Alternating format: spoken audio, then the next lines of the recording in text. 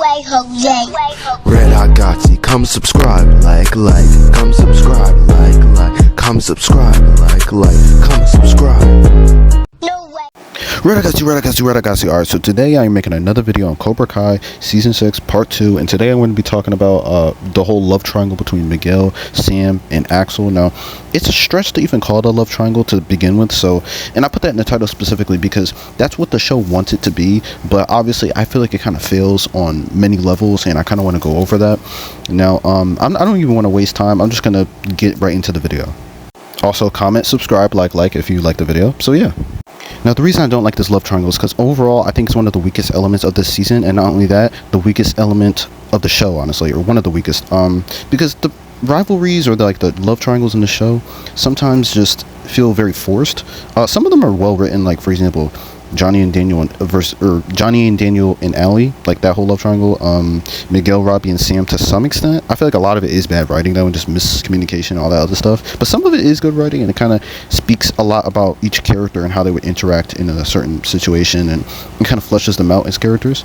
Now, some of the weaker ones I would say are like Kenny, Anthony, and like the one girl that they were attracted to in seasons 4 and 5, I think. Her name is Leah, and basically she was one of the reasons that Kenny and Anthony ended up having beef, and it was one of the reasons that Kenny beat the hell out of Anthony in season 4. Obviously, the main crux of it was the whole Johnny and Daniel parallel of like, oh, you tried to steal my girl and stuff like that.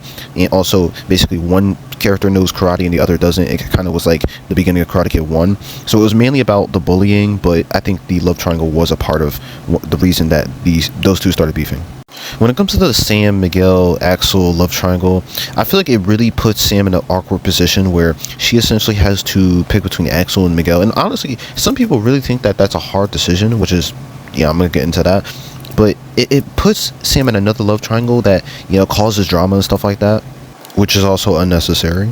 And the problem is, they've been doing this with Sam the entire series. They've been putting her in the center of all this drama that's been going on, whether it has to do with Tori, Miguel, Robbie, her own dad, like Daniel, Johnny to some extent. Like, she's always at the center of some sort of drama. And now Axel, it's like, that's the issue. It's like, Sam is always in a love triangle. And that's like the main plot line that they have for her. And then her arc is just sort of like getting over the trauma of being a part of that. Like in season 1, Sam was so ridiculed in season 1 for basically starting the whole beef between Miguel and Robbie to this day because of the fact that she was basically in the center of it, and it really caused a lot of issues for the entire series because Miguel ended up joining the dark side. He beat the hell out of Robbie, and he technically cheated. So that's pushing him further into it because Johnny was teaching him Kreese's methods of Cobra Kai, with a no mercy bullcrap. And then, he sees Robbie, go with Daniel, and Sam's not even there. So it kind of just it kind of pushes a wedge between them as well. And then Robbie feels butthurt about losing because of the whole scenario, and then he ends up getting a relationship with Sam in season 2, and then he's jealous, Miguel's jealous of that, and he ends up kissing Sam, cheating on his girl, and Tori causes the school fight because of Sam and Miguel doing that. And it's like it just caused a whole bunch of issues that did not need to happen, and then Miguel almost dies, Robbie goes to jail, and Sam goes back to school. It's just like, I feel like even with season 3, she just ends up having, the trauma from, again, the love triangle that she helped create.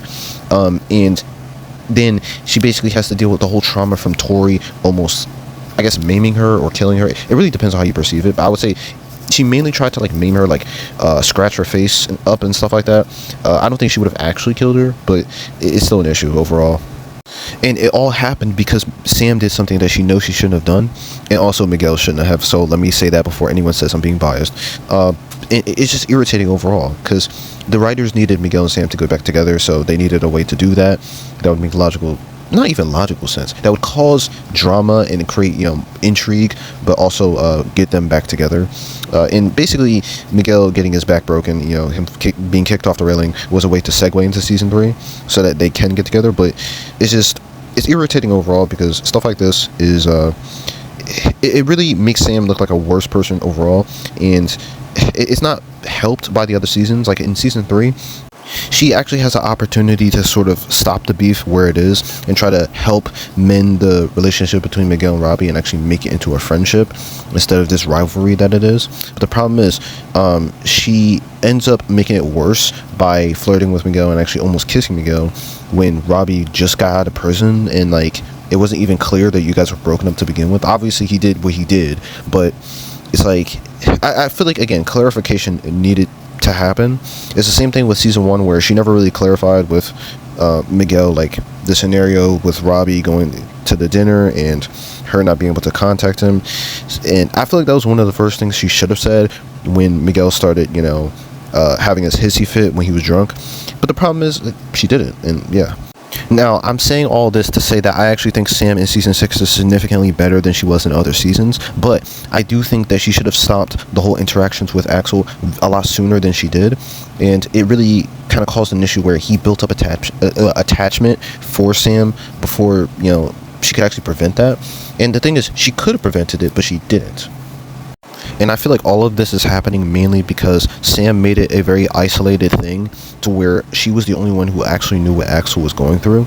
And I feel like if she told Daniel, like I think I said in one of my other videos, or if she told Johnny, or if she told Miguel, then Miguel would be able to understand and actually be cool with Axel, and then they could actually have some sort of friendship or some sort of understanding in the future, once they actually got to know each other and actually like bonded a little bit, and Miguel could sympathize with his plight, with his situation with Wolf, his sensei, and all that other stuff. And maybe he could tell him about the fact that Johnny was very rough on him in the beginning, and the fact that he learned to get through it, to be stronger.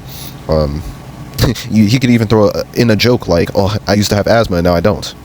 And I say this mainly because I think Johnny and Wolf actually do similar things to their students when it comes to how they treat them, at least in the beginning, season 1 Johnny.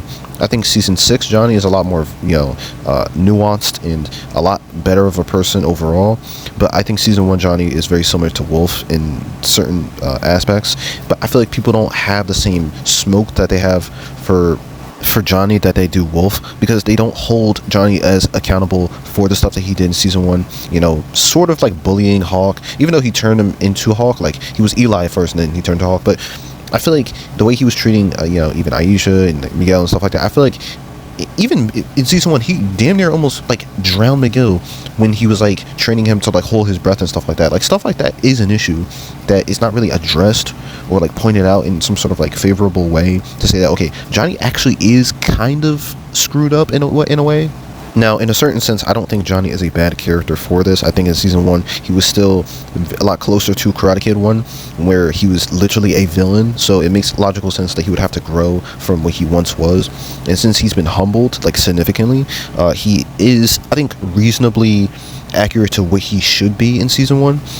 And I'm glad that he's grown significantly so much. Like, he's one of my favorite characters, one of the best objectively in the entire series. But I just think that a lot of what he was, Wolf also represents, and it's kind of weird that people don't understand that. Maybe because like Wolf hasn't really been fleshed out as a character and stuff like that, so I guess it makes logical sense that people wouldn't look at him in a favorable light. Also, he is being shown as a villain for Axel, for not Cobra Kai, Miyagi-Do overall. So like I understand it. I just think that I don't know, there's a lot of similarities between him and like season 1 Johnny. I also think that a lot of the moments that Miguel should have gotten in this season were hindered because he wasn't able to outshine Axel, because Axel is the most overpowered character in the freaking series that's not a sensei. And it's just irritating that Miguel should have gotten certain moments to be around Sam, interact with Sam and Robbie and Tori, that he didn't get because, again, Axel exists. I think one of the main ones is the fact that he wasn't able to defend Sam against Quan. And it was actually Axel who ended up stepping in for Sam.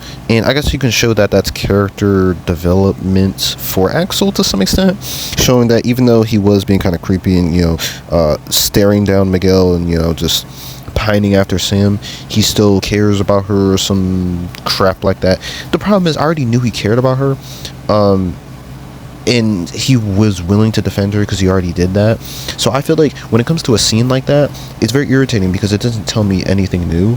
It just kind of pushes the envelope further that, oh, this is a character that the show wants me to like, and I don't, because they're getting in the way of a character I actually like. Like, imagine the storytelling potential with Miguel actually getting more scenes. Like, for example, if he fought against Quan, not only would he be able to defend himself against Quan, because I think he's relative to Robbie, so it makes logical sense that he would be able to fight against Quan and actually beat him. Maybe it would be extreme diff to some extent, maybe high to extreme, I'll say that. But I do think that he could stand a chance against him, and it would make sense for him to, like, for Quan to get frustrated and then pull out the knife and then he accidentally stabs himself.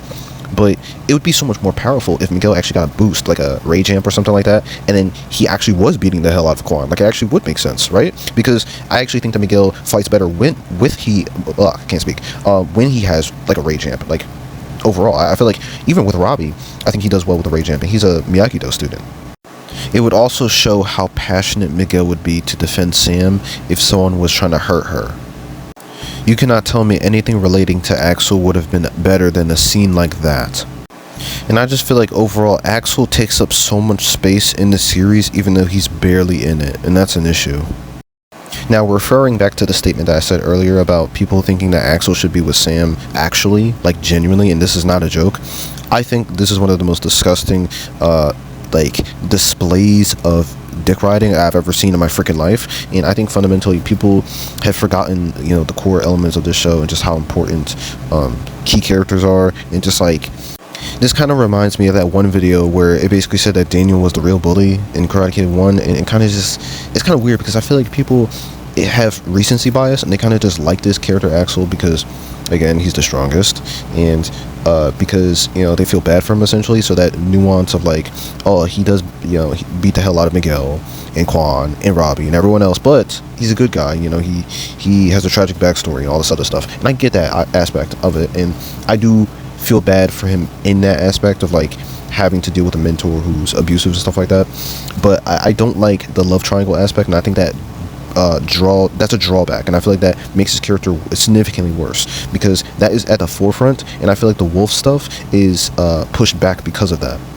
And the problem is, I and many other people have seen better displays of abuse stories, especially when it comes to mentors or teachers of some sort, or even parents, whatever, right? Than Cobra Kai. I feel like Cobra Kai, it cannot handle subjects like this in a meaningful manner.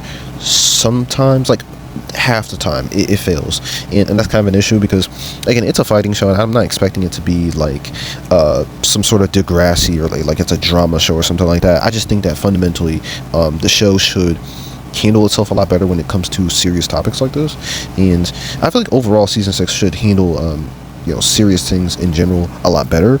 Like, for example, Quan literally dying. Like, I feel like stuff like that really shows like the quality of the show of this season is significantly lower than it is for other seasons, because you wouldn't have a character like Axel doing what he does and people rooting for him at the same time in other seasons. Like, for example, with Robbie, people condemned Robbie for a lot of the stuff that he did, for example, kicking Miguel off the railing, for him hiding the medal, for him being a menace in season 3 and 4, and for some of it was for a good reason, specifically seasons 3 and 4, or season 4. Yeah, season 4, because he was antagonizing the whole group of Miyagi-Do and Eagle Fang because of his hatred, and he was joining an evil organization just to do that, and that's an issue because Kreese is evil, Terry is evil, and he shouldn't be joining them just because he hates his dad. Now, obviously, that's a character arc for Robbie, but yeah, like the point is, right, going back to the whole love triangle stuff, I kind of got sidetracked. I think it's just kind of irritating that Axel gets so much praise, even though, again, he is very similar to characters who have been ridiculed significantly for the same stuff that he does. Now, I don't want to hold y'all hostage forever. Now, comment, subscribe, like, let me know what you think of the video. I just wanted to get my thoughts out there and, let you guys know what I was thinking about the whole love triangle between Miguel, Sam, and Axel. And honestly, there's probably 1,000 other things I could say, but, I don't want this video to go on for an hour. So, comment, subscribe, like, and I'll see you guys later. Red Hot Gotsy, come subscribe, come subscribe, come subscribe, come subscribe.